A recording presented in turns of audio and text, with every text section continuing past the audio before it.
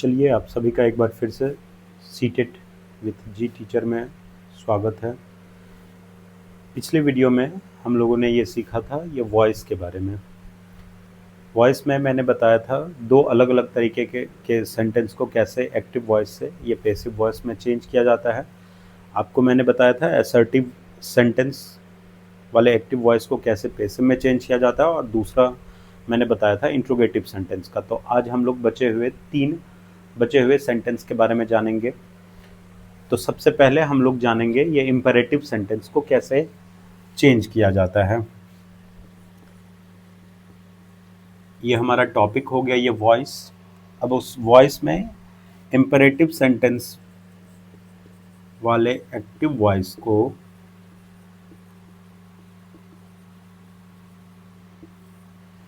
कैसे passive voice में ये चेंज किया जाता है। इंपेरेटिव सेंटेंस मैं आपको ये ब्रीफ में बता दूं। इंपेरेटिव सेंटेंस होता क्या है? एक ऐसा सेंटेंस जिसके थ्रू ये कमांड, ऑर्डर, रिक्वेस्ट वगैरह सब ये किया जाता है, उसको कहते हैं ये इंपेरेटिव सेंटेंस। इंपेरेटिव सेंटेंस वाले ये एक्टिव वॉइस को पैसिव वॉइस में चेंज करने का ये अलग अलग तरीका है। हम लोग वो दो तरीकों से जानेंगे कि कैसे ये एक्टिव वॉइस सेंटेंस को पैसिव वॉइस में चेंज किया जाता है। एक मैं यहाँ पे सेंटेंस लिख देता हूँ। For an example, shut the door. अब यहाँ पे जो मैंने ये सेंटेंस लिखा है, एक सबसे ये कॉमन तरीका है इस सेंटेंस को पैसिव वॉइस में चेंज करने का।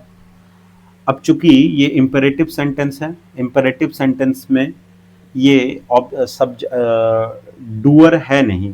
डूअर चूंकि ये इसमें अंडरस्टूड रहता है, डूअर, या फिर इस एक्टिव वॉइस में आप कह सकते हैं ये सब्जेक्ट, इसमें सब्जेक्ट है नहीं, ये इसमें अंडरस्टूड रहता है, ठीक है।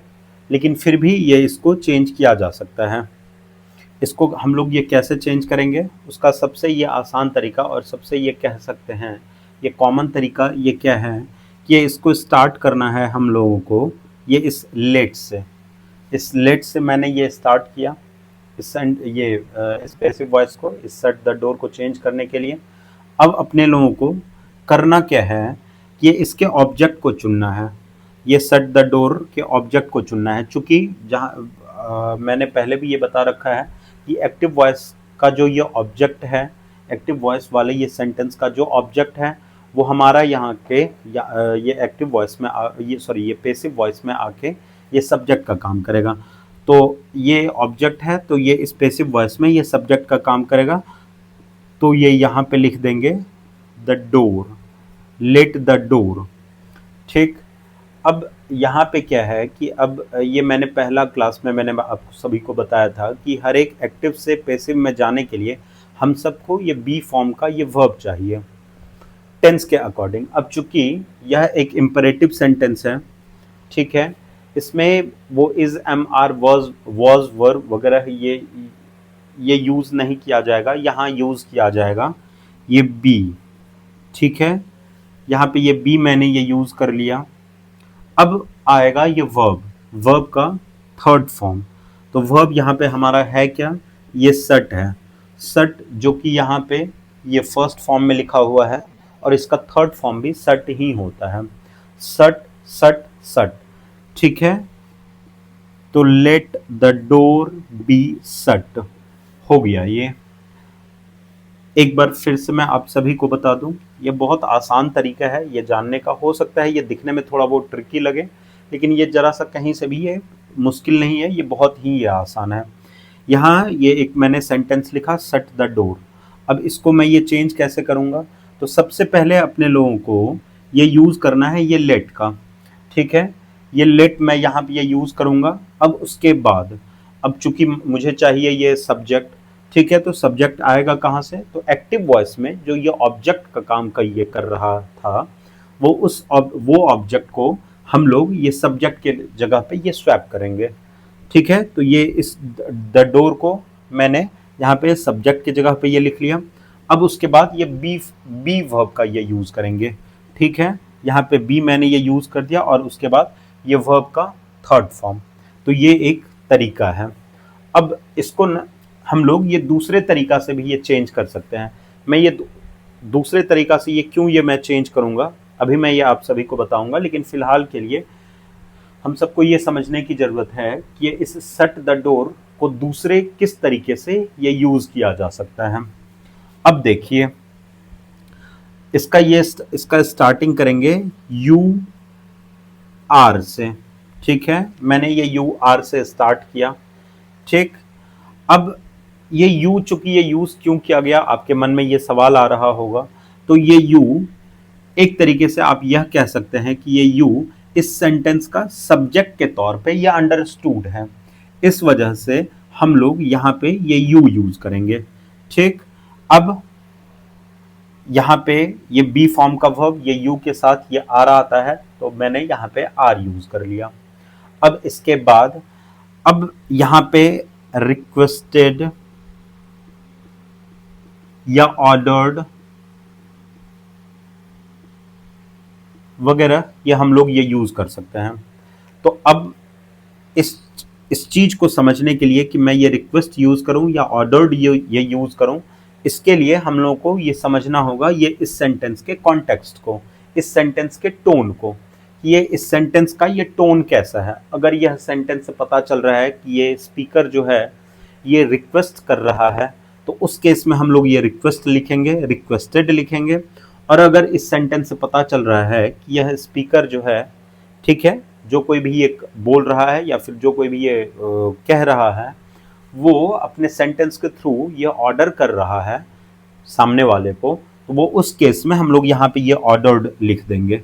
ठीक है, यू आर रिक्वेस्टेड, यहाँ पे तो ये ऑप्शनल है, ये कंडीशनल है कि अगर यहाँ पे ये इसके टोन को ये देखेंगे कि ये जैसा भी ये टोन रहेगा उसके अकॉर्डिंग ये यूज कर लेंगे। लेकिन कहीं कहीं पे आप ये देखिएगा कि ये एक इंपेरेटिव सेंटेंस में कोई भी ये पोलाइट वर्ड ये यूज किया जाता है, जैसे ये प्लीज, रिक्वेस्ट वगैरह सब।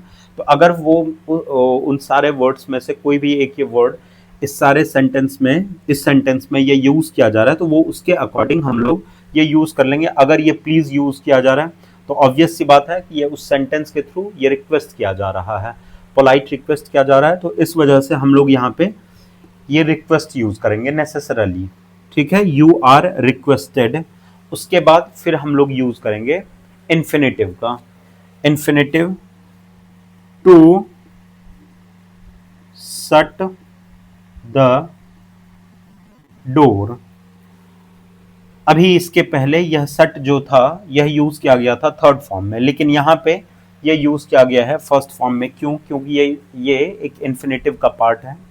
टू के बाद ये वर्ब, टू जब भी कभी ये वर्ब ये इन्फिनेटिव का काम करेगा, यह प्रीपोजिशन का भी काम करता है, लेकिन ये इस सेंटेंस में यह इन्फिनेटिव का काम कर रहा है। और जब भी कभी ये इन्फिनेटिव का काम करेगा तो उसके बाद वर्ब का फॉर्म हमेशा ये अपने फर्स्ट फॉर्म में रहेगा। ठीक है, तो यू आर रिक्वेस्टेड या ordered to shut the door हो गया। यह कहीं आसान ये तरीका है ये इसको ये चेंज करने का। अब अभी मैं ये आप सबको एक ये बात मैंने ये बोला था कि इस सेंटेंस को शट द डोर, ये इसको दो तरीके से ये चेंज किया जा सकता है। वो दो तरीका मैंने आपको बताया, let the door be shut, ये पहला तरीका हुआ। दूसरा तरीका हुआ कि ये you are requested to shut the door. ये एक तरीके से आप कह सकते हैं कि ये यू एक ये कॉमन ये सब्जेक्ट हो गया। ये यू हम लोग मोस्ट ऑफ द केसेस में हम लोग ये यू यूज करेंगे। ठीक है, यू के साथ ऑब्वियसली आर आता है, तो मैंने ये आर यूज किया। उसके बाद ये टोन के अकॉर्डिंग, ठीक है, सेंटेंस के कॉन्टेक्स्ट के अकॉर्डिंग हम लोग यहाँ पे रिक्वेस्टेड, ऑर्डर्ड वगैरह सब ये यूज करेंगे। एडवाइज्ड, अगर ये इस सेंटेंस के थ्रू ये एडवाइस किया जा रहा है तो वो हम लोग ये एडवाइस वगैरह सब भी ये यूज कर सकते हैं। और उसके बाद टू शट द डोर, मतलब ये इन्फिनेटिव यूज करके और यहाँ पे ये ऑब्जेक्ट लिख दिया जाएगा। ठीक है, अब यहाँ पे मैं आप सभी को ये एक बात बता रहा था। मैं फॉर एन एग्जाम्पल मैं ये एक सेंटेंस लेता हूं, कम हेयर। यहाँ ये एक सेंटेंस है, ठीक है, ये इसको भी कंसिडर किया जाएगा as an imperative sentence. Imperative sentence क्योंकि यहाँ पे ये एक तरीके से ऑर्डर किया जा रहा है। ठीक है, तो अब सवाल यह है कि क्या ये इस सेंटेंस को चेंज किया जा सकता है? इम्पेरेटिव सेंटेंस में, सॉरी ये पैसिव वॉइस में, तो यह इस सेंटेंस को चेंज करने के लिए हम लोगों को एक स्पेसिफिक तरीका ये अप्लाई करना पड़ेगा यहाँ पे, क्योंकि यह अगर मैं ये इसके साथ अगर मैं ये यूज करूं, ये लेट के थ्रू मैं ये इस सेंटेंस को चेंज करने की कोशिश करूं, तो फिर यहाँ ये पॉसिबल नहीं है ये लेट यूज करके वो उस कम हेयर को चेंज करने के लिए। ठीक है, क्यों यूज नहीं है? क्योंकि ये इसके तुरंत बाद हम सबको चाहिए ये एक सब्जेक्ट चाहिए। ठीक है, और ये सब्जेक्ट आया कहाँ से? ये इस एक्टिव वॉइस का ऑब्जेक्ट। लेकिन बात यह है ये इस कम हेयर में यहाँ कोई ऑब्जेक्ट है ही नहीं। ठीक है, कम हेयर यहाँ पे ये कोई ऑब्जेक्ट है ही नहीं, तो फिर यहाँ पे ये सब्जेक्ट बनेगा कौन?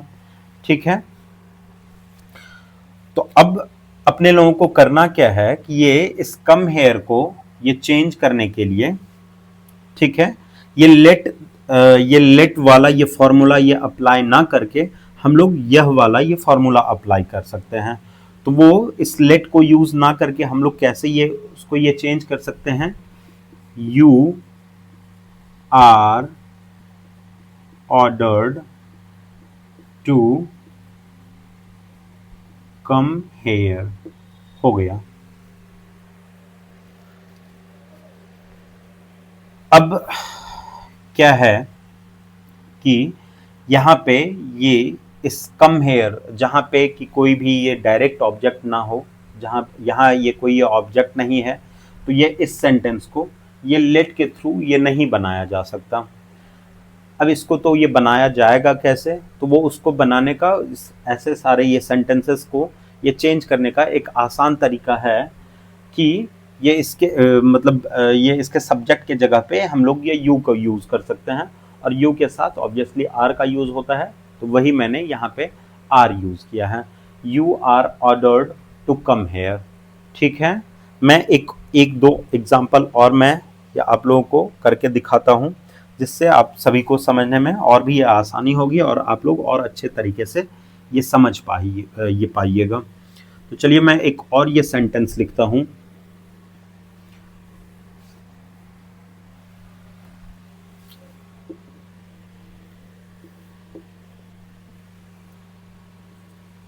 डू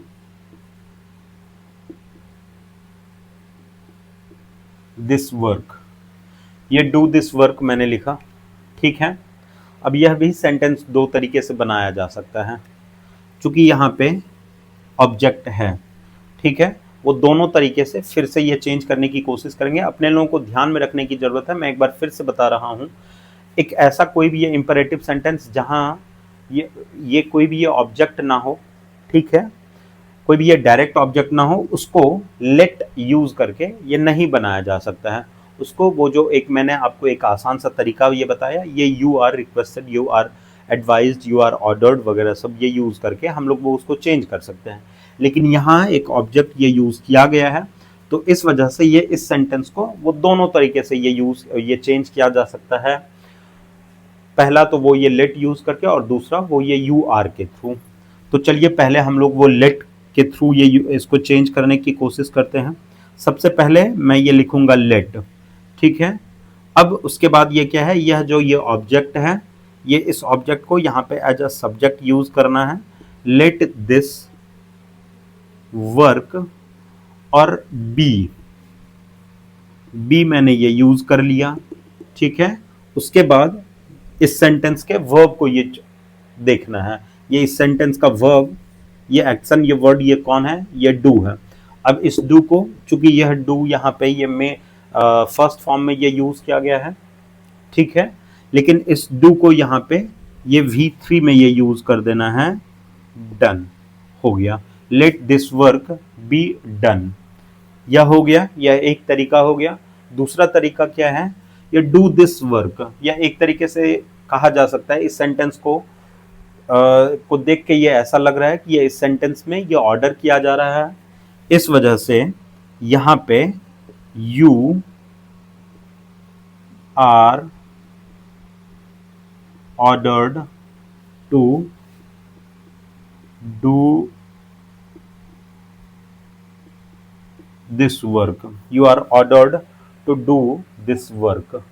यहाँ ये दूसरा तरीका यह हुआ कि ये यू आर के थ्रू ये यू आर यूज करके इस सेंटेंस को मैंने कैसे ये चेंज किया। यह एक बहुत आसान तरीका है। तो ये एक इंपरेटिव सेंटेंस को ये मैंने ये करके ये दिखाया, और जहाँ तक ये मुझे उम्मीद है कि आप सभी ये समझ गए होंगे कि कैसे किसी भी ये इंपरेटिव सेंटेंस वाले एक्टिव वॉइस को ये पेसिव वॉइस में किस तरीके से ये चेंज किया जाता है। ठीक है, तो अब हम लोग सीखेंगे दूसरे तरीके का। ये इंपरेटिव सेंटेंस हम लोग ये सीख चुके हैं। अब हम लोग सीखेंगे कोई भी एक्सक्लामेटरी सेंटेंस वाले एक्टिव वॉइस को पेसिव वॉइस में किस तरीके से चेंज किया जाता है। एक्सक्लामेटरी सेंटेंस, अब ये होता क्या है?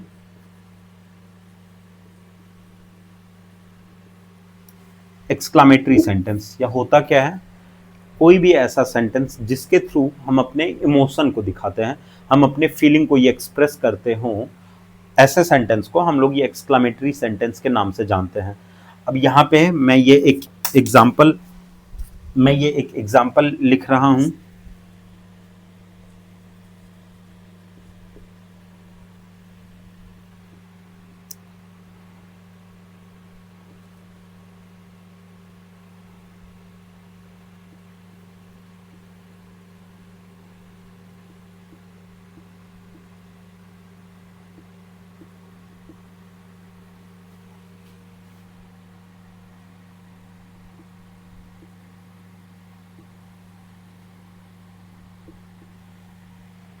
एक्सक्लामेटरी सेंटेंस के लास्ट में ये एक्सक्लामेशन मार्क यूज किया जाता है, तो इस वजह से यहाँ पे मैंने एक्सक्लामेशन मार्क ये यूज किया है। अब इसको ये यूज कैसे किया जाना है? तो जो कोई भी जिस भी ये WH वर्ड से ये यहाँ ये स्टार्ट हो रहा है, सबसे पहले हम लोग यहाँ वही ये लिख देंगे। ठीक है, सेंटेंस अब इसको देखेंगे कि इसको ये किस तरीके से चेंज किया जाता है। तो हमारा जो कुछ भी ये व्हाट अ ब्यूटीफुल सॉन्ग यहाँ पे ये लिखा हुआ है, व्हाट अ ब्यूटीफुल सॉन्ग, ये एज इट इज अपने लोगों को लिख देना है। ठीक है, अब उसके बाद करना क्या है? अब उसके बाद ये चाहिए हम सबको इसके अकॉर्डिंग अपने लोगों को ये हेल्पिंग वर्ब यूज करने की जरूरत है, हैज। अब टेंस के अकॉर्डिंग बी फॉर्म का ये वर्ब, तो थर्ड फॉर्म ये यूज किया जाना है। परफेक्ट टेंस, ये परफेक्ट टेंस है, तो परफेक्ट टेंस में भी ये थर्ड फॉर्म ये यूज किया जाता है, तो इस वजह से ये बी का थर्ड फॉर्म यूज किया जाना है यहाँ पे, बिन। ठीक, अब उसके बाद यहाँ पे ये वर्ब, मेन वर्ब का ये थर्ड फॉर्म जो कि ऑलरेडी ये यूज किया गया है, हैज बीन संग बाय।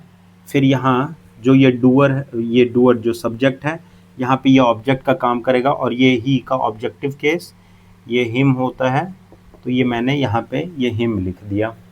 ठीक है, तो यह एक इस तरीके से ये एक्सक्लामेटरी सेंटेंस को ये चेंज किया जाना है, what a beautiful song he had संग। ठीक है, अब इसको ये कैसे मैंने ये चेंज किया, व्हाट अ ब्यूटीफुल सॉन्ग को एज इट इज मैंने ये लिख दिया। ठीक, अब उसके अकॉर्डिंग यहाँ पे मैंने ये वर्ब ये यूज किया है, हैज। परफेक्ट टेंस है, चूंकि यह परफेक्ट टेंस को ये बिलोंग करता है, तो इस वजह से ये बी फॉर्म का ये थर्ड फॉर्म मैंने ये यहाँ पे ये बिन यूज किया।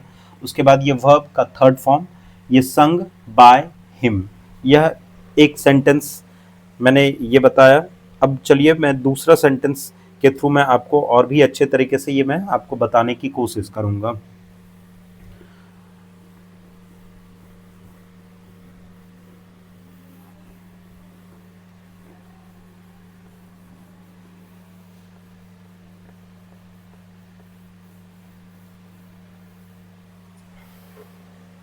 तो चलिए मैं यहाँ पे एक दूसरा सेंटेंस लिखता हूं।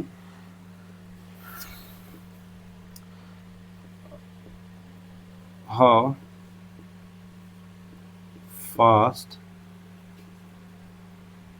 he solves any problem। ठीक है, अब यहाँ मैंने ये एक सेंटेंस लिखा है, how fast he solves any problem. अब ये इसको ये चेंज करेंगे। तो सबसे पहले जैसा कि मैंने अभी ये बताया था, जो कोई भी ये एक्सक्लामेटरी ये वर्ड रहेगा वो यहाँ पे एज इट इज़ अपने लोगों को ये देना है, हाउ फास्ट, ये मैंने यहाँ पे लिख दिया। अब इसके बाद इसका जो ये ऑब्जेक्ट है इसको यहाँ पे लिख देना है, जो कि यहाँ पे सब्जेक्ट का काम करेगा। हाउ फास्ट, ये इसका ऑब्जेक्ट ये एनी प्रॉब्लम है, तो मैं यहाँ पे ये एनी प्रॉब्लम ये लिख दूंगा, एनी प्रॉब्लम, ठीक है। How fast any problem. अब उसके बाद ये चूंकि ये सिंपल प्रेजेंट टेंस का है, तो सिंपल प्रेजेंट टेंस के पैसिव वॉइस में हम लोग as an auxiliary verb is am are use करते हैं। तो यहाँ पे ये यूज़ किया जाना है ये इज़, ठीक है। How fast any problem is. अब ये वर्ब का third form is solved by, ये डूअर यहाँ पे ये ही रहा, जो कि यहाँ सब्जेक्ट का काम कर रहा है, तो वहाँ ऑब्जेक्ट का काम करेगा, तो ये ही का ये हिम हो जाएगा, ठीक है। तो ये एक्सक्लामेटरी सेंटेंस, किसी भी एक्सक्लामेटरी सेंटेंस वाले एक्टिव वॉइस को पैसिव वॉइस में किस तरीके से चेंज किया जाता है, यह मैंने आप सभी को बता दिया है। मुझे उम्मीद है कि आप सभी ये समझ गए होंगे, ठीक है। तो अब हम लोग अगले तरीके के सेंटेंस को ये समझने की कोशिश करेंगे कि कैसे कोई भी ऑप्टेटिव सेंटेंस वाले एक्टिव वॉइस को पैसिव वॉइस में कैसे ये चेंज किया जाता है, ठीक है। ऑप्टेटिव सेंटेंस, ये ऑप्टेटिव सेंटेंस होता क्या है? एक ऐसा सेंटेंस जिसके थ्रू हम किसी के लिए प्रार्थना या इच्छा, किसी के लिए ये श्राप ये दिया जाता है एक सेंटेंस के थ्रू, उसको कहा जाता है ये ऑप्टेटिव सेंटेंस, ठीक है। अब यहाँ पे मैं एक सेंटेंस लिख रहा हूँ, may you be a pass the test, pass the test. और ऑप्टेटिव सेंटेंस के भी लास्ट में ये एक्सक्लामेशन मार्क यूज़ किया जाता है, तो वो मैंने ये कर दिया, ठीक है। अब क्या है, मे जो कुछ भी ये यूज़ किया गया है, मतलब ये मे एक ऑप्टेटिव सेंटेंस में ये यूज़ किया जाता है, तो ये मे का मैंने मे लिख दिया, ठीक है। अब ये इस मे के लिखे जाने के बाद अब हम सबको देखना है ये इस सेंटेंस का ये ऑब्जेक्ट, तो ये इस सेंटेंस का ऑब्जेक्ट कौन? The test, may the test, ठीक है। अब ये इस सेंटेंस में भी एक्सक्लामेटरी और इम्पेरेटिव सेंटेंस के तरह ही इसमें भी हम लोग बी वर्ब का ये यूज करेंगे, मे द टेस्ट बी, ठीक है। अब यहाँ पे ये वर्ब यूज किया जाना है, which has to be use in its third form, जो कि ये पास का, जो कि ये पास्ड होता है, passed by objective case, by you, may the test be passed by you, ठीक है। किसी भी ऑप्टेटिव सेंटेंस वाले एक्टिव वॉइस को पैसिव वॉइस में कैसे चेंज किया जाता है? सबसे पहले ये में से जो वो शुरुआत होगा, ठीक है, वही एज इट इज़ अपने लोगों को लिख देना है। फिर उसके बाद ये लिखना है एक्टिव वॉइस के ऑब्जेक्ट को, ठीक है। तो मैंने ये ऑब्जेक्ट यहाँ आके ये सब्जेक्ट का काम करेगा, तो यहाँ मैंने ये लिख दिया है, ये यहाँ पे अब ये द टेस्ट जो कि ये ऑब्जेक्ट है, यहाँ पे अब आके ये सब्जेक्ट का काम कर रहा है। अब यहाँ पे जिस तरीके से हम लोगों ने ये एक्सक्लामेटरी और ये इम्परेटिव सेंटेंस में हम लोगों ने ये यूज़ किया था, तो ठीक वैसे ही यहाँ पे मैंने ये बी यूज़ कर लिया। अब उसके बाद ये यूज़ किया जाना है ये मेन वर्ब, जो कि हमेशा से मैं ये कहता आ रहा हूँ कि ये पैसिव वॉइस में मेन वर्ब हमेशा ये थर्ड फॉर्म में यूज़ किया जाएगा। तो मैंने यहाँ पे ये पास का मैंने ये पास्ड लिखा, ठीक है। अब उसके बाद ये बाय, और उसके बाद यहाँ जो कोई भी ये इसका डूअर है, मतलब एक्टिव वॉइस का जो कोई भी ये सब्जेक्ट है, वो यहाँ पे आके ऑब्जेक्ट ये बन जाएगा, और वो उसको ये ऑब्जेक्टिव केस में ये चेंज कर दिया जाएगा। चूंकि ये यू का सब्जेक्टिव केस और ये ऑब्जेक्टिव केस दोनों सेम होता है, इस वजह से मैंने ये यू का यहाँ पे यू ही लिखा है। ठीक है, यह सेंटेंस मैंने बता दिया। अब एक और सेंटेंस के थ्रू मैं आपको समझाने की कोशिश करता हूं।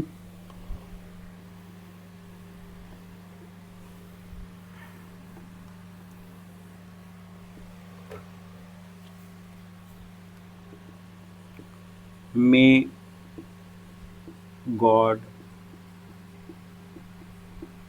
Bless you. ठीक है, मे गॉड ब्लेस यू। अब इसको ये कैसे चेंज करेंगे? तो सबसे पहले, जैसा कि मैंने इससे पहले वाले सेंटेंस में भी बताया था कि ये मे, जो ये सेंटेंस जिससे ये सेंटेंस स्टार्ट हो रहा है, तो हम लोगों को वही ये मे ठीक वैसा ही कुछ यहाँ पे ये उतार देना है, कॉपी कर देना है। ठीक है, यहाँ पे मैंने ये मे लिखा। अब ये क्या करना है, अब ये इसका ऑब्जेक्ट। ठीक है, इसका ऑब्जेक्ट कौन? जो यहाँ पे पैसिव वॉइस में सब्जेक्ट का काम करेगा, तो ये एक्टिव वॉइस का ये ऑब्जेक्ट हो गया यहाँ पे ये यू। ठीक है, चलिए मैं ये यू को हटा के मैं यहाँ पे ये कुछ और ये देता हूँ, जिससे और अच्छे तरीके से आपको ये क्लियर हो। May God bless him. ठीक है, अब यहाँ पे ये हिम, ये ऑब्जेक्टिव केस में, चूंकि यहाँ पे ये ऑब्जेक्ट का काम कर रहा है, इस वजह से यहाँ पे ये ऑब्जेक्टिव केस में ये लिखा हुआ है। लेकिन अब यही ये हिम यहाँ आके ये सब्जेक्ट का काम करेगा, तो इस वजह से ये इस ऑब्जेक्टिव केस वाले ये ऑब्जेक्ट को चेंज करके हम सबको ये इसको सब्जेक्टिव केस में ये लिखना है। तो ये हिम का सब्जेक्टिव केस होता है ही। ठीक है, तो मैंने यहाँ पे ये ही लिख दिया। अब इसके बाद ये यूज किया जाना है बी, मैंने ये कर दिया, मे ही बी। अब आएगा ये वर्ब, तो वर्ब का कौन सा फॉर्म? तो तीसरा form, may he be blessed by God exclamation mark, that's it. तो ये इस तरीके से हम लोग किसी भी ये ऑप्टेटिव सेंटेंस को पैसिव वॉइस में ये चेंज कर सकते हैं। तो आज हम सबका ये वॉइस का ये टॉपिक खत्म होता है। हम लोगों ने ये एक एक चीज़ को ये जानने की ये कोशिश की, डिकोड करने की ये कोशिश की, और जहाँ तक ये मुझे उम्मीद है कि आप सभी ये समझ गए होंगे। अगर फिर भी अगर ये आपको किसी भी ये चीज़ को लेके ये डाउट हो, कोई भी ये सवाल हो, तो आप ये कमेंट सेक्शन में आप अपना ये डाउट ये पूछ सकते हैं। मैं अगले क्लास में ये इसको क्लियर करने की कोशिश करूँगा। और जहाँ तक ये मैंने कोशिश की है कि मैं आपको ये आसान से आसान ये तरीके में ये समझाऊं, जिससे कि आपको अच्छे से ये समझ में आए। ठीक है, तो हम सब ये अगले क्लास में एक और ये नए टॉपिक के साथ आएंगे। तब तक के लिए आप सभी का ये बहुत बहुत धन्यवाद।